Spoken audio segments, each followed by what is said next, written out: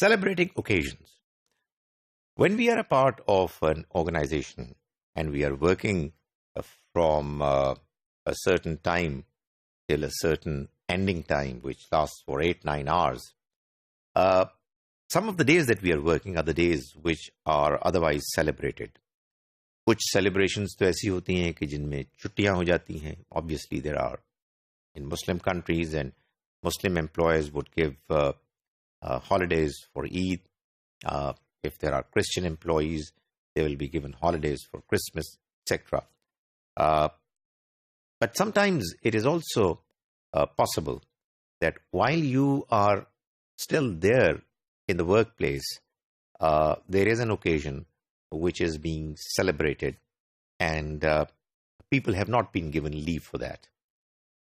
There has to be a uniform policy, and a policy that is taking care of all different factors that are involved. There are people who are emotionally inclined to celebrate the occasion, while there are others who may not favorably look at this idea. So it is better for the organization to have a policy, and a policy that suits everybody. You do not want to offend people. You do not want to create controversies, debates within the work environment. It could be an idea that in some place, auditorium, some big room, people are given a chance for half an hour or an hour to do whatever they want to do without forcing others to join in. This can be true for religious occasions. This can be true for national days.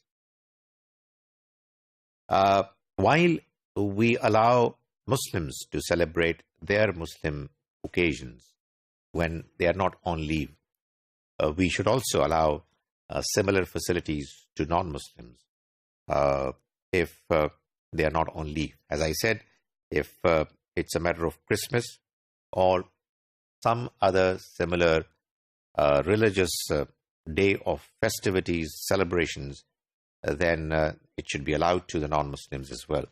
However, there could be some occasions when they would like to celebrate it within the office hours on a working day. Well, there has to be a uniform policy, because quite clearly you don't want your work to be stopped, hampered, and you don't want to keep people unnecessarily tense and unable to do what their feelings, their religious affiliations, their affiliations with certain personalities requires them to do. So both things should be allowed to happen in a manner that there are no conflicts, there are no tensions. So, this is something which should be done through a policy which is followed by everybody and is seen, and it appears to be fair to all people. There can be a problem with certain days which are non-religious and where people are divided. Like, for example, the Valentine's Day. There needs to be a clear policy that if somebody wants to celebrate it, it is her own personal decision. The organization should have a policy. Obviously, you cannot afford to have things which are indecent happening in your office, in your workplace. If there are people who want to exchange messages, well, again, there has to be a policy wherein the work environment does not appear to be polluted by indecent messaging. You don't want people to be disturbed, to be hurt when some people are sending messages to others. We are living in a world where there are different occasions which are celebrated. Some people are very enthusiastic about them. Others are wary of them. They don't like people to be doing things which they are doing. But we want to make our work environment congenial, where people have freedom, people are relaxed, and therefore they are inclined to work effectively. They become efficient, effective, willing members of the team.